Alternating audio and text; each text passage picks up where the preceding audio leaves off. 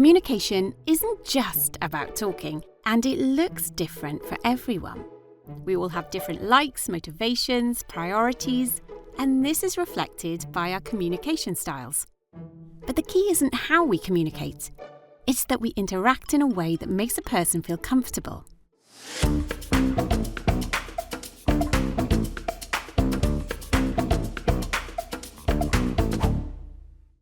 Learning someone's communication style can be difficult at times, but it can open up their world.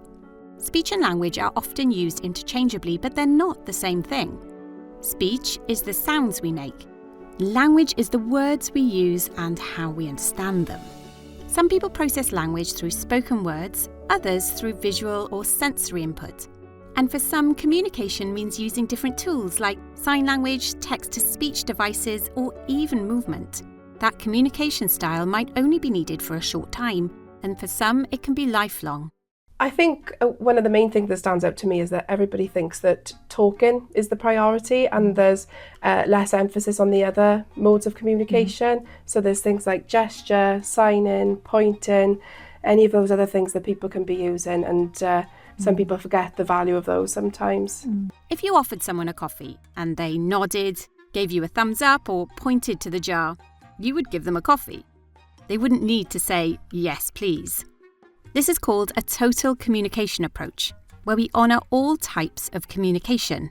She's 8 now and using language, mostly spoken language.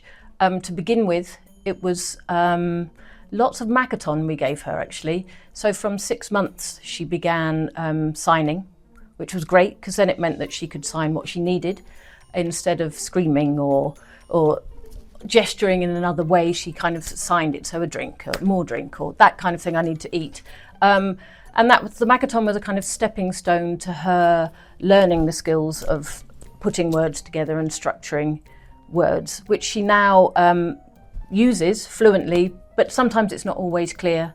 And still now we'll go back to signing and we'll kind of get frustrated if you don't understand. She'll go, oh, and kind of sign and then come out signing and with the language. Sometimes behaviour is a way to communicate. A child might use body language to express how they feel. So it's really important to recognise behaviour as a form of communication. You know, some people may have behaviours as part of their overall communication style. So for others, that may be the only way that they can communicate. And it's important to recognise that as meaningful and to try and understand what they could be communicating with us. Absolutely, and I feel like you need to play a bit of a game of detective and try and figure out what's going on for somebody. So if you've got someone who you offer them some food and they push it away, you might automatically think, oh, they don't like the taste of that food or they don't enjoy it. But there could be so many other things contributing to that decision. They might not be hungry, it might be too hot or too cold, they might not be feeling very happy that day and don't want to sit down and start eating yet. They might not be comfortable in their chair. There's loads of different reasons behind the behaviour, and we need to try and dig a bit deeper to find out what's going on. Learning language often happens in 2 ways.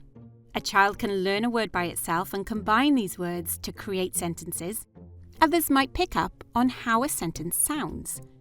They then learn to use these sentences to get across what they want to say. Eventually, they will break these sentences down to truly understand the meaning of each word. If a child repeats a phrase, perhaps something they've learnt from a song or a television programme, they might be telling you something important. Instead of ignoring it, acknowledge it. You have to be a communication detective. What could they be trying to express? For non-speaking individuals, tools like sign language, picture-based communication boards, and power-based communication systems can be life-changing. The best way to support communication is to honour all of the ways someone may send messages. I think one of the most important things is to be accepting of different communication styles and to embrace different communication styles and adapt your own communication to suit the communication partner that you're with. A bonus of that is that then once you've understood how a person communicates, there's so many resources now out there in the community. I've noticed just in the last few months, many parks have got communication boards that have popped up to support communication while playing.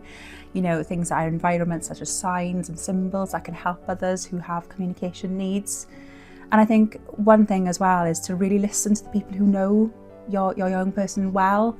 And if they've got any advice, any strategies, any tips that helps you to be a better communicator with that person, it's so important to follow that advice from a person who knows them well. When we listen beyond words and focus on interactions, we can help people to feel better understood, because the right support and environment can support someone to make progress far more than trying to change them.